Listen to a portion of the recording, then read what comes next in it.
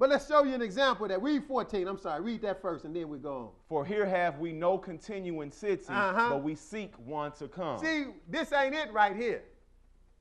It's not right now. The vineyard is polluted now, but we seeking a continuous city to come. Now let's go to Exodus, the 33rd chapter. Exodus 33. Exodus 33. Show you, this ain't the first time. See, the Lord show you how he will operate when the whole gets polluted. See, the whole world is deceived now. So when you go looking for the Lord, you can't look the way the average person is worshiping the Lord. You can't go that way. The truth is going to be on the outside.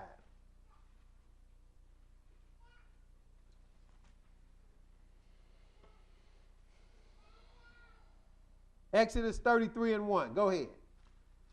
And the Lord said unto Moses, Depart, and go up hence, thou and the people which thou hast brought up out of the land of Egypt, unto the land which I swear unto Abraham, to Isaac, and to Jacob, saying, Unto thy seed will I give it. And I will send an angel before thee, and I will drive out the Canaanite, the Amorite, and the Hittite, and the Perizzite, the Hivite, and the Jebusite. See, if you understand the Lord, he probably was biting his lip saying all of that. He probably was biting his lip because he was upset as he telling Moses this. If you pay attention to the tone, he said, look, Moses, go on head up there. Go on head up there. Depart, go on up to the land that he probably was like, well, if I hadn't made this promise, I wouldn't be doing nothing for y'all. Because he was upset. Because this after Israel had worshiped that calf and it went crazy. So he said, look, Moses, go on head up. You take the people that I brought out of Egypt and you go to the place that I promised, that I swore to Abraham, Isaac, and Jacob. Then at verse 2, he said, and I will send an angel. He let Moses know, first of all, I cannot go. Let me set the record straight. I can't even stay around y'all no more. He said, I'm going to send an angel before thee, but I'm going to drive out the Canaanites like I said. I'm going to keep my word. And I'm going to bring y'all to a land flowing with milk and honey. Verse 3. Pick it up at verse 3. Unto a land flowing with milk and honey. For I will not go up in the midst of thee. This is what he said. I won't go. I'm sending the angels. I can't go, Moses. For thou art a stiff-necked people, lest I consume thee in the way. You see what the Lord said? He said, look, I'm going to send that angel, and I'm going to do all that I said, but I'm going to tell you something. I cannot go up in the midst of y'all. It was my intention to do so, basically telling them, but I can't go in the midst of you because you are a stiff-necked people, and I'll break out and consume you before we even get there. We be on the way. I'd been and got mad and killed all y'all. Y'all be dead right there. So I can't go. Go ahead, verse 4. And when the people heard these evil tidings, they mourned, and no man did put on his ornaments. See, they didn't put on their ornaments. Wasn't nothing wrong with the jewelry and all the stuff that they wore, except they turned around and made that golden calf with it. So the Lord said, take all that garbage off. Go ahead. For the Lord had said unto Moses, say unto the children of Israel, ye are a stiff-necked people.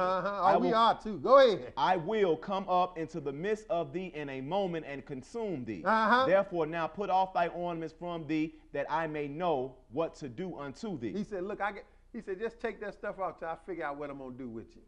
Go ahead. And the children of Israel stripped themselves of their ornaments by the Mount Horeb. Okay, so now the Lord was with the people. He was with them. Matter of fact, he was going to go take them to the land personally until they start acting crazy. So now they have polluted the camp in this case. So what did he instruct Moses to do? Verse 7. And Moses took the tabernacle and pitched it without the camp, afar off from the camp. See, the tabernacle represented where God was dwelling, and God would literally dwell in this tent. Matter of fact, he would be in this tent, and they would actually see Moses go in talking to him. Moses was getting instructions directly from God, but now, since the people act crazy, the Lord had Moses. He said, Moses, take my house way out there, Moses, before I mess around and kill these people. I will kill them. So this letting you know the Lord is not in the midst of all this so-called religion, so-called Christianity. He's not in the midst of it. And if you want the Lord, you got to go on the outside. You're not going to be in the clique of things, so to speak. And that's what everybody used to. They want to go to a mega church where all the people, everybody dressed up, looking nice. What did he say? Verse 7, read that again. And Moses took the tabernacle and pitched it without the camp, afar off from the camp. Way off from the camp. Go ahead. And called it the tabernacle of the congregation. And it came to pass that everyone which sought the Lord went out unto the tabernacle of the congregation, which was without the camp. See, that was the only way you was going to get the Lord. If you truly sought the Lord, where did you have to go? He wasn't in the camp no more, was he? You had to go on the outside of the camp. He was way out there. So everyone that sought the Lord, went out unto the tabernacle of the congregation, which was without the camp. That's what he just told us about Jesus. He said, go forth unto Jesus without the camp, didn't he? Bearing his reproach. See, that's more in the spiritual sense, though. Jesus literally got kicked out the vineyard, but spiritually, if you want him, you got to look on the outside. He's not in the mainstream. The mainstream is polluted. This lets you know the world as a whole is messed up, and if you want the Lord, you got to look elsewhere. You can't look in the mainstream. But now let's go to John 17. Jesus told his disciples something like that. John 17, because it's all over the Bible. But all this started from that little song about a vineyard, right? That the Lord didn't keep. We saw that Israel is the Lord's vineyard. But we saw that Israel went totally contrary, and mainly because of their leaders. The pastors, the preachers, the chief priests. In the parable in Matthew 21, he called them husbandmen.